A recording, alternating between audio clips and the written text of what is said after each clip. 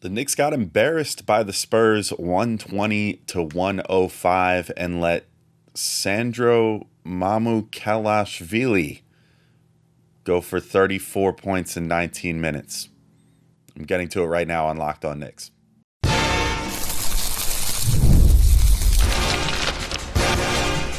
You are Locked On Knicks, your daily New York Knicks podcast, part of the Locked On Podcast Network. Your team every day. All right, welcome in to Locked On Knicks, your daily New York Knicks podcast. And I wanted to remind you that today's episode is brought to you by Game Time. Download the Game Time app, create an account, and use code LOCKEDONNBA for $20 off your first purchase. I'm Alex Wolfe. I'm editor-in-chief at Knicks site The Strickland, which you can find at thestrick.land. And today, I'll be getting into a pretty awful game, 120-105. The Knicks lose. They just completely underestimated their opponent. In my opinion, made no adjustments to stop a role player from absolutely torching them. And honestly, just didn't really give any effort at all. So I'm not going to lie to you. This might not be the longest episode in the history of this podcast because it just hopefully is an anomaly and something that is not a trend of anything to come for the rest of the season. Hopefully this is just one of those, that one real bad loss of the season that you look back on, or that you don't look back on ever. But anyway, I just want to thank you all for making Locked On Knicks your first listen today and every day, whether you're checking us out on your favorite podcast platform or taking in the sights and sounds on YouTube. We appreciate you making us part of your daily routine. Make sure you hit the auto download function on your favorite podcast app or the notification bell on YouTube so you never miss an episode. And in case that's not enough for you guys, you should also check out your favorite podcast having a newsletter, introducing the Locked On Knicks daily newsletter, one stop for ultimate team and league coverage delivered right to your inbox. Sign up for free now at lockedondaily.com. That's lockedondaily.com, and start your day with the all new free Locked On Knicks newsletter. All right, so what happened in this game? Well, the Knicks lost 120-105. They were down by, I don't know, I wasn't really keeping a tally because it got depressing, but they were down damn near 30 points at one point in the second quarter of this game. The offense was completely inept in the first half and didn't get much better throughout the whole game.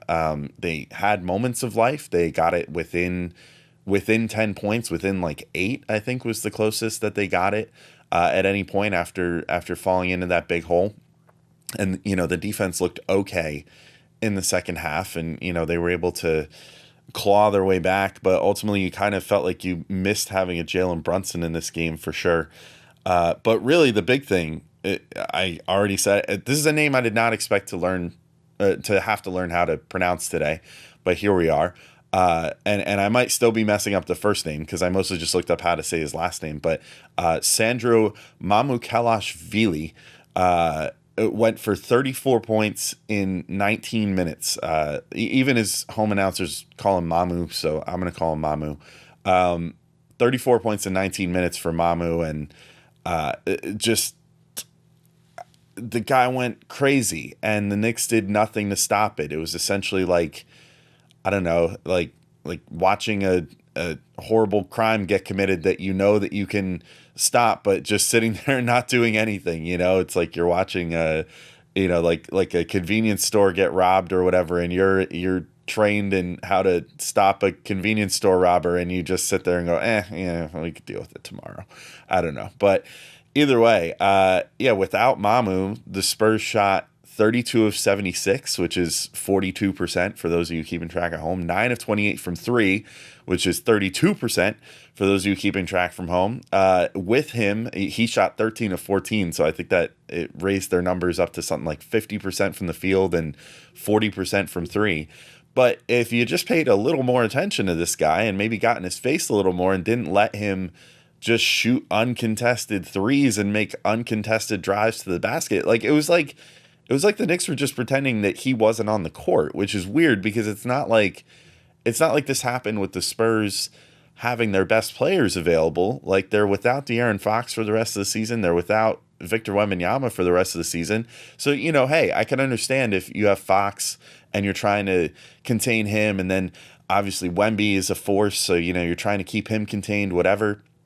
and you're trying to, win the game with those two guys out there, and then, a role player goes off because you're letting him alone because you're paying too much attention to the stars, fine. But, you did this all in service of what? Like trying to pay mind to Stephon Castle, Jeremy Sohan, and you didn't even do a great job defending them for what it's worth. But then, on top of that, you just leave this guy completely wide open, let him continue torching you over and over and over again. And I understand he's not exactly a superstar, but the scouting report should have told you this guy's shooting fairly well from the field for the season. I think he's at around 50% from the field. He's at around 40% from three. Now I looked at those numbers after the game, so perhaps they got juiced a little bit by this one, but either way, he's playing fairly well. He's not a guy that you should just completely ignore in a game, and yet that's precisely what they did. I mean, it just deplorable defense, absolutely deplorable defense. No effort to adjust and start paying attention to this guy once he started burning them. I mean, just in the fourth quarter alone, which was really where he did most of his big damage. I mean, he did some damage earlier in the game, but some of those were more okay, it was a nice cut or something in transition, or he had a putback at one point. Fine. I mean, that stuff happens. But second half was where the Knicks just basically said, yeah, go off, buddy. You can have open practice here. Just in the fourth quarter alone, Cat gave a super lazy contest on him. And I mean, Cat was matched up with him and did just horrendous. I mean, just was not it. Cat, for a guy that we've seen can really lock in and play some one-on-one defense on the perimeter when he wants to on much better players than Mamu, just looked like he had no interest in playing defense in this one. And maybe it was because he was the only guy that was producing on offense. Maybe he was frustrated by that or whatever. But that's not an excuse. I mean, you still need to play defense and hopefully try to win the game. And he just looked completely apathetic on the defensive end. So leaves him alone with a lazy contest from three. OG just doesn't shade to him at all on his next made three, where he kind of got away and got loose on an off-ball screen. And it was, I think Campaign was trying to track him around that. And, Cam sort of half-heartedly tracks him. And then OG shades over he's gonna give a contest, which makes Cam kind of back off a little bit to try to get back to his man over on towards the corner, and then OG just decides not to contest him on that one, and they just leave him wide open. Meanwhile, by the way, it wasn't OG did that to stop a backdoor cut or whatever. He basically just hedged so much that he let both things go wrong. As he's leaving Mamu wide open from three, Stephon Castle already had him beat back door too. So if Mamu didn't want to shoot that shot, he could have passed to Stephon Castle for an easy make. So just a horrible defensive possession from OG in that case. Get the contest up. Let someone else make up for Stephon Castle there. He's not that good that you need to, Mitch or something or someone on the inside couldn't give a contest to try to stop him from making a shot. Get out on the guy who's hot, who's missed one shot the whole game. But yeah, leaves him open there. Great. Awesome. Then he just doesn't get tagged at all in transition off an inbound and gets a free dunk. So literally the Knicks made a shot and it's the inbound, and I was rewatching some of it, and they had all the Spurs highlights on NBA.com, and literally the Spurs camera people were on it, their production team. They literally had the view from the other sideline showing, as the game cam showing the inbound from the other side of the court, and Mamu just streaking forward with nobody in front of him, and he just gets a totally free 2 points. So that was great. Again, don't tag the guy that's been out hustling you and scoring like crazy the whole game. Just let him run away. It's fine. Nobody tag him in transition. It's okay. And then Cat leaves him wide open again from three. Cat was one-on-one with him, and he sagged way too far off of him, and then gives a half-hearted contest that got nowhere near being dangerous to block him or contest his shot in any way. And of course he splashes another one. And then fine, whatever. His last couple ones, he PJ Tucker tripped on his own feet, and fine, whatever. He's like 40 years old and playing his first minutes with the Knicks, in this one. So whatever. And then gets free for one more dunk to end the game. But really it was that run, those 3 threes and that dunk that really broke the Knicks back late in this game. And it just completely killed it for them. So, I mean, I don't know. It seemed like the game plan to me was just kind of to leave this guy alone. And that seems to be the Knicks game plan a lot, but sometimes you just got to adjust. So, I want to talk about that a little bit. I want to talk about, Josh Hart didn't have a great game. Cat had a good game offensively, but not so great defensively. Mitchell Robinson had one of his best games. So I want to get into all that in just a moment when we get back in. But first, I got to let you know about our friends over at Robinhood. And with Robinhood Gold, you can now enjoy the VIP treatment, receiving a 3% IRA match on retirement contributions. The privileges of the very privileged are no longer exclusive with Robinhood Gold. Your annual IRA contributions are boosted by 3%, plus you also get 4% APY on your cash and non-retirement accounts. That's over 8 times the national savings average. The perks of the high net worth are now available for any net worth. The new gold standard is here with Robinhood Gold. To receive your 3% boost on annual IRA contributions, sign up at robinhood.com/gold. Investing involves risk. Rate subject to change. 3% match requires Robinhood Gold at $5 a month for 1 year from first match. Must keep funds in IRA for 5 years. Go to robinhood.com/boost. Over 8 times the national average savings account interest rate claim is based on data from the FDIC as of November 18th, 2024. Robinhood Financial LLC, member SIPC. Gold membership is offered by Robinhood Gold LLC. And I want to also let you know about our friends over at Game Time. There's nothing like watching basketball live. The energy of the crowd, the sound of sneakers on the hardwood, and maybe even a celebrity sighting courtside. If you want to catch a game in person, Game Time makes getting tickets easier than ever. Game Time's new feature, Game Time Picks, filters out the fluff and shows you only the best deals on great seats, so you don't have to waste time scrolling through thousands of tickets. And I love the super deals. Game Time Picks highlights super deals, giving you the best bang for your buck. That's my favorite. I'm a last minute ticket guy. So if you're looking the day of and decide you want to go to a game, you could just check out those super deals and see if someone, is just trying to get off their tickets, and you get a really nice deal to go see something you want to see, because, Game Time is the app that rewards, I don't know, some people would call it a bad habit, being a last minute ticket guy. I say it saves me money, especially with Game Time. So check it out for yourself and take the guesswork out of buying tickets with Game Time Picks. Download the Game Time app, create an account, and use code LOCKEDONNBA for $20 off your first purchase. Terms apply. Again, create an account and redeem code LOCKEDONNBA for $20 off. Download Game Time today. What time is it? Game time. All right, and I'm back in to keep talking through this just terrible game. And let's talk about real quick before I get into some individual players, I guess. I got to admit, I don't feel like I have too much meat left on the bone with this game, because it was a tough game, man. This is just really annoying to watch. It was definitely the most frustrating game, I think, to watch of the season, because you just knew that if the Knicks actually tried in this game, they probably should have won. This is not the best version of the Spurs. It was not even close to the best version of the Spurs. They're missing their two superstars on the team, and yet they just torched the Knicks in this one, mostly behind on the back of a guy who played under 20 minutes and scored 34 points or whatever the hell he ended up with. Just terrible. But part of the Mamu problem was that it felt like it was one of those classic Tibbs's game plan says to leave this guy open deals, where they were playing decent defense on other guys down the stretch of this game. I think that they did a pretty good job, at least after getting embarrassed in the first half and just completely just crapping down their own legs in the first half and not doing anything. They did start to put it together in the second half.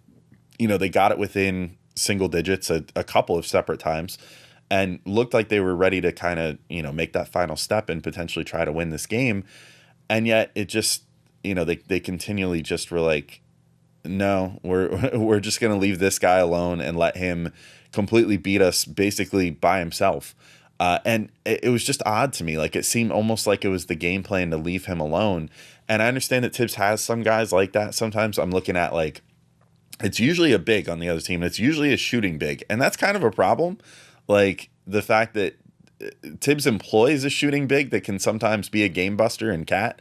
and doesn't see the importance of other shooting bigs on other teams that could potentially be game busters, that's kind of a problem. I mean, we've seen it over the years. Like the guy that immediately jumps out in my head of like, oh, here's another case of exactly what happened with Mamu in this game is like when Tibbs game plans to just leave Miles Turner open all game, and then Miles Turner makes like 7 threes, and the Knicks lose the game because they don't have any counterpunch to that, and they just keep saying, well, eventually he'll regress to the mean or whatever, or eventually he'll start missing them, and it's just not a great strategy. And it felt like that was kind of what they were waiting for with Mamu in this one, just waiting for the other shoe to drop, waiting for him to start missing, and he just never did.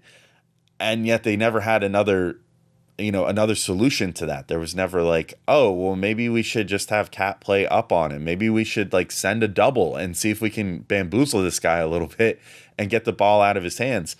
No, instead they kind of were just like, let's just leave him open, whatever, it's fine. Like, just let him keep shooting. He'll start missing eventually. And it didn't work. And, it's just a small example of one of the bigger problems with Tibbs, which is the lack of adjustment sometimes. And so I hope that this was not a symptom of something bigger, but, I say that, and yet I know, like, I mean, this is something that we've seen from time to time with Tibbs and with this team. And hopefully it's just something that they don't do in this next game. I mean, they have a game tonight against Charlotte, where, it's another bad team that they should beat. But every team in the NBA has guys that could beat you if you don't play defense on them. So hopefully the Knicks take this as a wake-up call and say, hey, we can't underestimate any opponent. Like, and we got to take these easy wins where we can get them. Like, the rest of the schedule from here on out is not terribly easy. They still have matchups with Boston and Cleveland right towards the end of the season. They've got some other, tough matchups before this thing is done. So, like, don't, like, stop underestimating the teams you're supposed to beat.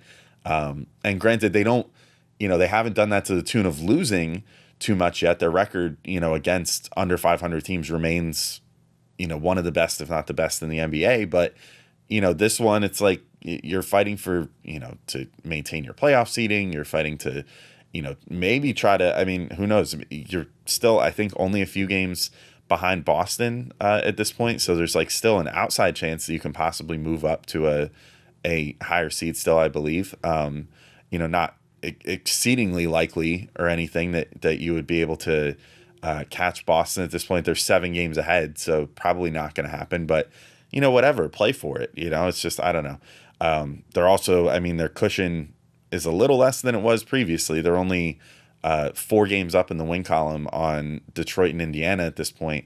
So, you want to, and five games up, or 5 to 4 games up to 6 with the Pistons. Pistons have played way more games, but you gotta, you don't want to F around and find out at this point in the season. Like, you got to take care of these easier games on the schedule. But yeah, let's come back in a minute and talk about some individual players a little bit.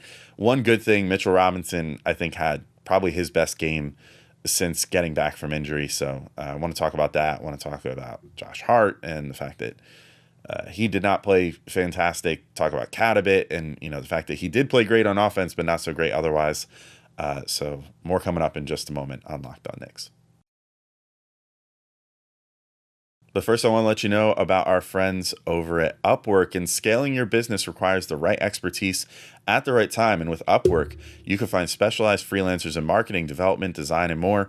Experts ready to help you take your business to the next level. Upwork gives businesses flexibility by connecting them with the top freelance talent across multiple industries, including IT, AI, web development, and marketing. Whether you need extra hands for a project or a long-term partner, Upwork makes hiring simple and affordable. So you can find the right talent. If you need help with a marketing campaign, Upwork can connect you with a freelance expert who delivers incredible results. You can do fast and easy hiring. You post a job, it's free and simple, and within a day, you get multiple qualified candidates to choose from, and there's cost-effective growth. So instead of hiring full-time, Upwork finds affordable, top-tier freelancers to scale your business efficiently. So visit Upwork.com right now and post your job for free. That's UPWORK.com, Upwork.com, to connect with top talent and grow your business today. The NCAA tournament is here, and so is the Bracket Breakdown. Locked On Podcast Network and Amazon Fire TV channels are teaming up to deliver NCAA tournament coverage like never before. Watch studio shows featuring former players and Locked On's local experts as they guide you through every upset, buzzer beater, and bracket matchup. Stream it all for free on Amazon Fire TV channel. Search Bracket Breakdown to see it all for free. It's your team every day.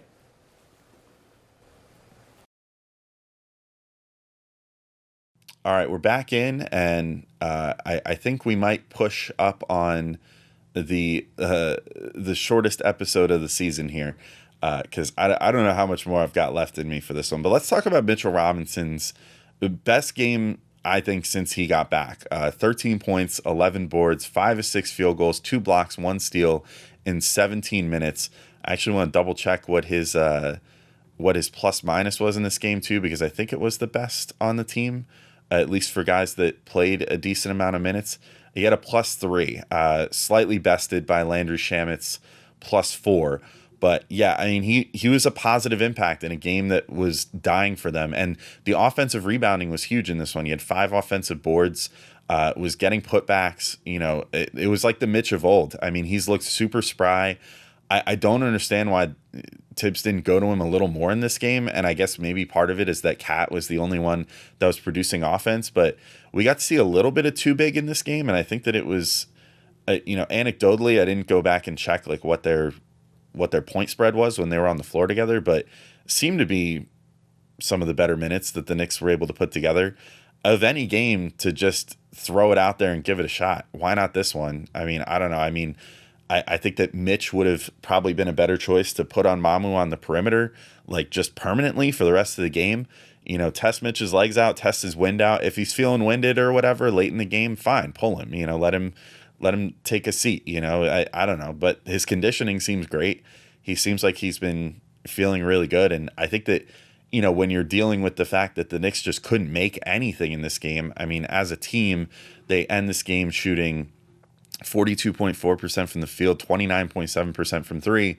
Sounds a lot like their stat lines a couple years ago when they were one of the worst three-point shooting teams in the league, and yet were one of the top offenses because Mitch would just gobble up offensive rebounds and give you extra possessions that way. You know, the guy had 5 of them in 17 minutes. Like, why not give him some more run? Hopefully we start seeing that soon, but yeah, I mean, if he needed a statement game to kind of prove that it's time for, it's time for him to, be getting normal big amounts of minutes, I feel like this was that game for Mitch probably. Josh Hart, a game to prove that he maybe doesn't need as many minutes. 2 points, 7 boards, 7 assists, 3 steals, and 2 blocks. Like, the stock numbers look nice, but I feel like a lot of this game, Hart just spent lollygagging, like defense, offense, whatever you want to say. Like, I just feel like it was not a strong game for him, which is disappointing because, like, obviously he had the triple-double in the last game. You know, it was much better. You know, I think things seemed like they were maybe trending back up, and yet, his last 4 games, points-wise, and they really need, like, his dribble penetration and for him to, like, get to the rim consistently, and yet last 4 games, 11 points, 0 points, 12 points, 2 points.